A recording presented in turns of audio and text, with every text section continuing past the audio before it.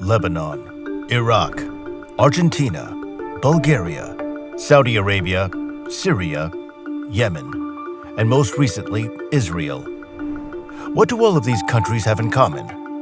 They're all victims of the same terrorist organization, a single terrorist unit. Hezbollah. Hezbollah. Hezbollah. Hezbollah. Hezbollah. Hezbollah. Let's talk about Hezbollah. This militant group is believed to be funded by Iran, primarily as a weaponized military to fight Israel's growing influence in the Middle East. Some would even argue that they're worse than Al-Qaeda, ISIS, and the Taliban. However, this same militant group exists as a political organization that funds hospitals, schools, and even sometimes museums. So why is Israel so threatened by hospital-loving, school-funding, culture-preserving militants? And why are pagers and walkie-talkies exploding, seemingly without explanation? We start in the Middle East. Hamas has launched the biggest attack on Israel in years. The Israeli military saying over 1,000 people were killed. We hear the bullets whistling when they pass by. Hamas say they're holding between 200 and 250 hostages. We are putting a complete siege on Gaza. We're fighting animals and are acting accordingly. No one is safe. Nowhere in Gaza is safe. The origins of Hezbollah's military and political foundations can be traced back to 1982, surrounding the events of the Lebanon War, better remembered as the Israeli invasion of Lebanon. As difficult as it might be to believe, Lebanon was once a predominantly Christian country, with 56% of its population being Christians, mostly Maronites, and 44% Muslim, predominantly Shiites, as of 1932. But in the 1940s, Lebanon saw a high influx of Palestinian refugees, mostly Sunni Muslims. When you couple this migration surge with a higher fertility rate among the Muslim population, you have a demographic landscape tilting in favor of the Muslims. It was also around this time that social, economic, and political differences between the various communities were becoming increasingly evident.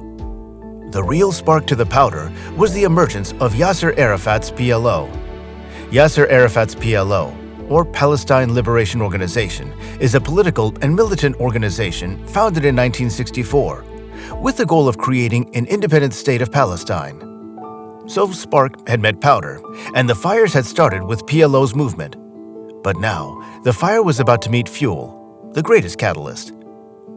On April 13, 1975, somewhere in the suburb of Beirut, in a small town known as Ain el Ramane, an altercation between Maronite Christian phalangists, a prominent Maronite Christian militia, and Palestinian militants escalated into violent clashes. This right here marked the start of the Lebanon Civil War. What followed was several deaths and gruesome massacres by the PLO, including the Damour massacre that took place on January 20, 1976. While Beirut was busy tearing itself apart, Israel was monitoring the situation closely. You see, the PLO had been a pain in Israel's neck, but because they were deeply based in Lebanon, the only way to thoroughly eliminate them would be to invade Lebanon. But Lebanon was an independent state. You can't just go in and shoot things up. It would be an act of war. Israel's defense minister, Ariel Sharon, had for a long time been looking for a way in, and even more so now that there was confusion in the enemy's camp. Suddenly, in June 1982, an opportunity presented itself. The Israeli ambassador to England was severely wounded in an assassination attempt that took place in London. Even though the would-be assassins were sworn enemies of the Yasser Arafat-led PLO, this didn't stop Ariel from ordering Israel's forces to march into South Lebanon. Despite original statements that Israeli troops would only advance 40 kilometers, Israeli forces quickly reached Beirut, placing the Lebanese capital under siege. And just like that, Operation Peace in the Galilee, also known as the First Lebanon War, was born. Israel's objectives were twofold. The first was to drive the PLO out of Lebanon, and the second was the installation of a pro-Israel Maronite Christian government.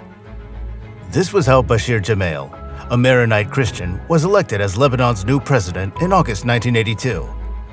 Tragically, Gemayel was assassinated by a member of the Syrian Socialist Nationalist Party. In the aftermath, a Maronite-aligned militia gained access to the Sabra and Shatila refugee camps in Beirut, leading to a harrowing massacre of hundreds of Palestinian men, women, and children. But what did Israel have to do with this? Well, Israeli forces actually aided the militia's entry into the refugee camps. And within this turbulent backdrop, a new threat emerged. That was Hezbollah, an amalgamation of militant groups in the region who now believe that it was their responsibility to neutralize the Israeli threat in the Middle East, possibly by defeating the entire state into submission. Hezbollah started as a staunch rebel force and Islamic terror group that stood against Israel's occupation of Lebanon. Their leader, Hassan Nasrallah, became pretty famous for speaking out against Israel and soon began to garner support from Israel's enemies, like Iran.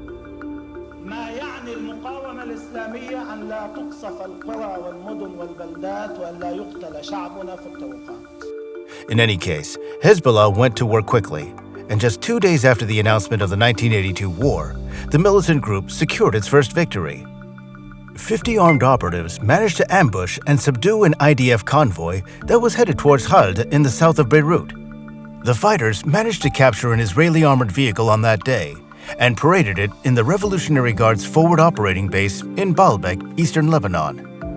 It wasn't long before they gained significant political influence and military capability. Today, they're recognized as one of the world's most heavily armed non-state actors, commanding substantial authority within Lebanon, particularly in Shiite-majority regions. The Israeli forces didn't yield, though. They remained in southern Lebanon, engaging in a prolonged guerrilla conflict with Hezbollah.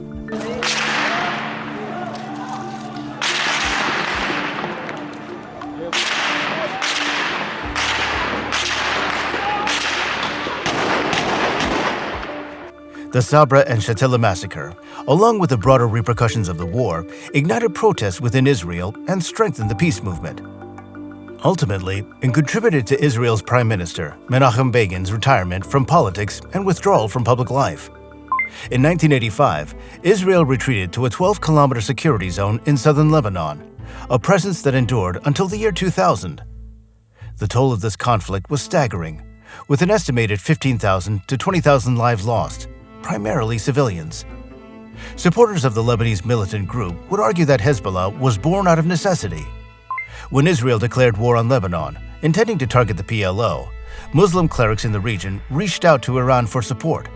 In turn, Iran provided the alleged means to create Hezbollah. The necessity in this case was to neutralize the IDF. Ruhollah Khomeini, the man responsible for the Iranian Revolution, a controversial figure in his own right, and the first supreme leader of Iran, was believed to have spearheaded the creation of Hezbollah. Khomeini served as the supreme leader from 1979 through 1989, and in 1982, he ordered a contingent of 1,500 Iranian Revolutionary Guards to arrive in Lebanon via Syrian channels. Although it's generally believed that the events of the Israeli invasion of Lebanon escalated the creation of the militant group, it only came into effect when every one of the individual militant groups banded together. It'd be fair to say that Hezbollah's primary objective has always been to neutralize the IDF, possibly even eliminate the State of Israel. However, the militant organization has been linked to insurgent attacks in Syria during the War of Camps and Lebanon itself during the 1983 attacks.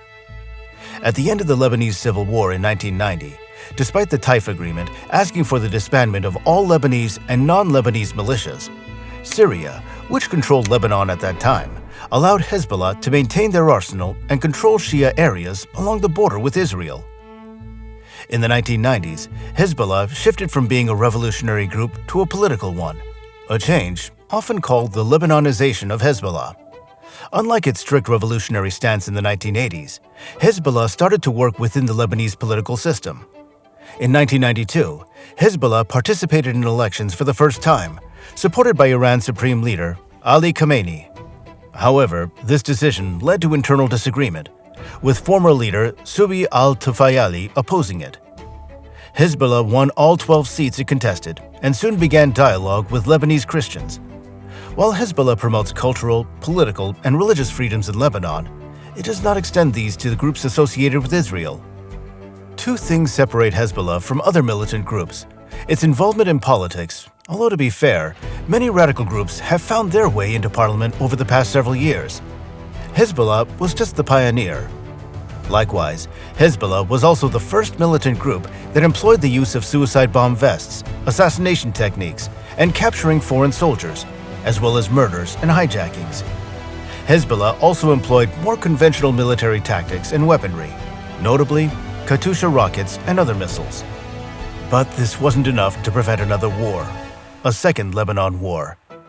And it all began on the dark day of July 12th, in what is known today as the Zarit Shtula incident. And this is exactly how it unfolded in real time.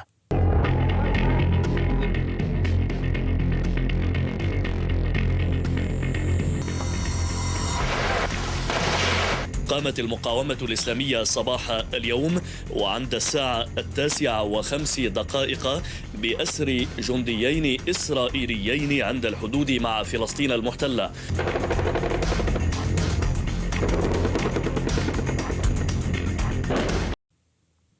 On July 12, 2006, Hezbollah initiated diversionary rocket attacks on Israeli military positions along the coast and near the Israeli border village of Zarit. Simultaneously, another Hezbollah group crossed the border from Lebanon into Israel, ambushing 2 Israeli army vehicles. Tragically, this attack resulted in the deaths of 3 Israeli soldiers, while 2 were captured. The group's conditions for the release of the captured Israeli soldiers were simple. They wanted the Lebanese prisoners held by Israel, including high-profile figures like Samir Kuntar, an alleged surviving perpetrator of the Coastal Road massacre, to be released. Israel, on the other hand, wasn't in the mood for dialogue. They responded with massive airstrikes and artillery barrages on various targets across Lebanon.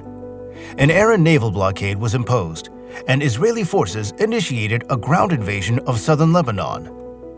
In the end, and again, Lebanon bore the brunt of the destruction, with over 1,100 casualties and extensive collateral damage. Approximately 1 million people were displaced in Lebanon. In Israel, the conflict resulted in 42 civilian deaths, primarily due to sustained rocket attacks launched into northern Israel, leading to the displacement of around 500,000 Israelis. Living a normal life in Lebanon and northern Israel became impossible. It was like living in a war zone with no end to the war in sight, and death tolls constantly increasing on both sides. Finally, light came at the end of the tunnel. The United Nations brokered a ceasefire that came into effect on the 14th of August, 2006, bringing an end to the war. Subsequently, the air and naval blockade on Lebanon was lifted on September 8, 2006. This conflict left a lasting impact on the region, contributing to the ongoing tensions and complexities of the Middle East. Today, what kept this conflict at bay is something called the Blue Line. And now, we're back where we started. Take a look at this map. Even though there's a clear border between Lebanon and Israel, it's not that simple. It's not a conventional boundary. It was established by the United Nations in 2000 and is patrolled by UNIFIL peacekeepers who are tasked with the heavy burden of maintaining stability. Both Israeli and Lebanese authorities need to notify UNIFIL before any activities like construction or whatever are implemented across the line to avoid misunderstandings. Crossing the Blue Line is a breach of the United Nations Security Council resolution. But in 2023, things started heating up. You see those tents popping up along the Blue Line? They're not camping tents. That's the Hezbollah popping up again. But it's not unprovoked. You see, sometimes, because the lines are not very defined, farmers and villagers, especially on the Lebanese side, unintentionally cross the Blue Line due to the lack of clear markings. However, not all breaches are accidental. Enter Gajar Village. Gajar Village sits comfortably on the Blue Line and partly in Israeli-occupied Golan Heights. After Israel's withdrawal in 2000, the northern part of Gajar was placed in Lebanese territory. But in the 2006 conflict with Hezbollah, Israeli forces later reoccupied it contrary to UN resolutions. Despite calls for Israel to leave by UNIFIL, the Lebanese government and Hezbollah, Israel has only solidified their presence over the past year, reinforcing a wall hugging Gajar's northern perimeter. In early 2023, Hezbollah set up tents south of the Blue Line, with individuals crossing from Lebanon into the disputed area, as observed by UNIFIL. Hezbollah claimed the tents were a response to Israel's actions in Gajar village. However, tensions escalated beyond the tents. In 2023, A rare cross-border attack occurred when a militant detonated a roadside bomb in Israel. This was followed by a significant rocket barrage from Lebanon, linked to both the PLO and Hezbollah. The hostilities continued with more rocket launches from southern Lebanon after Israel's operations in the West Bank. Israel retaliated, although no casualties were reported. Additionally, Hezbollah members were injured by Israeli forces using non-lethal means to repel an attempt to damage a security fence. These events in 2023 underscored Hezbollah's renewed threat to Israel, with reports indicating that Hezbollah possessed an estimated 150,000 rockets aimed at Israel. I have a message for the people of Lebanon. Israel's war is not with you, it's with Hezbollah. In September 2024, Israel launched an all-offensive against Hezbollah, which began with detonating radios and pagers. This, however, was just the beginning, according to Israel's defense minister, Yoav Gallant. Israel believes that a ferocious offensive will coerce Hezbollah into doing what it wants, inflicting so much pain that its leader, Hassan Nasrallah, and his allies and backers in Iran decide that the price of resistance is too high. By ferocious offensive, they're not simply referring to detonating a pager or two. No, actually, Israel appears to be expanding a military invasion of Lebanon it initially said would be limited, launching hundreds of airstrikes on targets throughout the country and engaging in ground combat in the country's south. Arguably, this offensive has surpassed previous wartime efforts with nearly 500 casualties, 50 of whom were children. In a day alone, Israel inflicted half of the casualties it did in 2006. Several of Israel's recent strikes have focused on the Lebanese capital Beirut. One of the most recent killed 46 people and wounded 85. In the past days, Israel has also instructed residents of 77 southern towns and villages to flee, telling people to move far north of an internationally recognized border zone, possibly indicating Israel's intention to move further into Lebanon. These attacks follow weeks of bombing campaigns near and within Beirut, and the Israeli military's announcement that it transferred one army division, typically numbering around 10,000 troops, to the Lebanese border.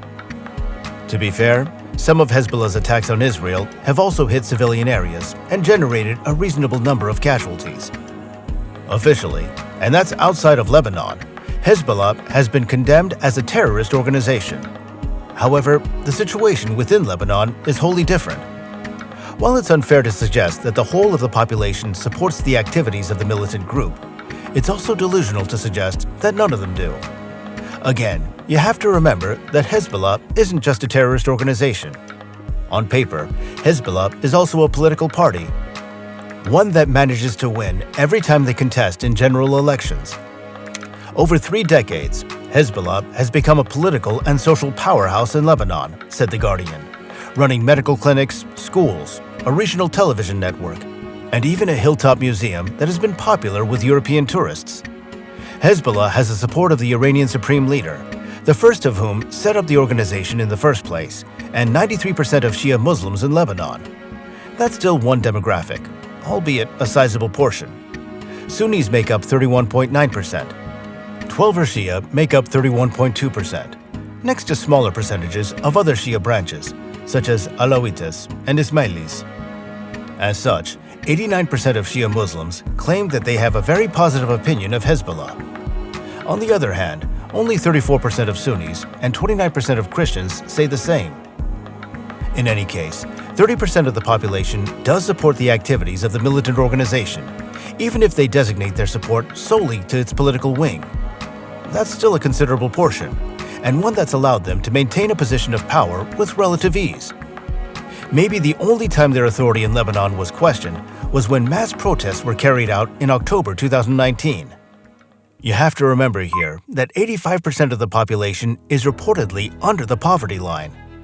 In 2019, Hezbollah was the main target during protests, which suggested that the group's activities had saddled Lebanon with one of the world's highest public debt burdens.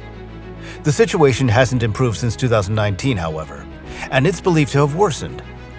Logically, you think that this would result in a large withdrawal of support from Hezbollah, yet reports show the opposite effect. There's been a recorded jump in support for the militant group, especially in 2022 and 2023, per the Arab Barometer.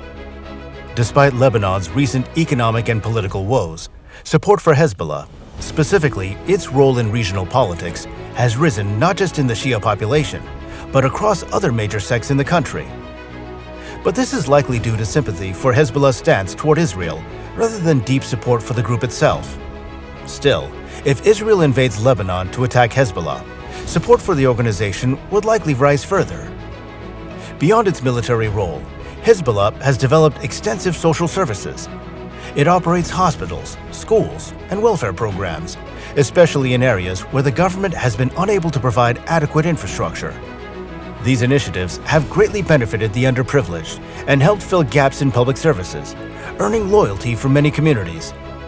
Hezbollah's political engagement since the 1990s has also allowed it to represent marginalized groups within the Lebanese political system. By participating in elections and forming alliances, Hezbollah has given a political voice to Lebanon's Shia population, which had historically been underrepresented. Considering Israel's constant invasion of Lebanon, support for Hezbollah, therefore, makes some sense within Lebanon.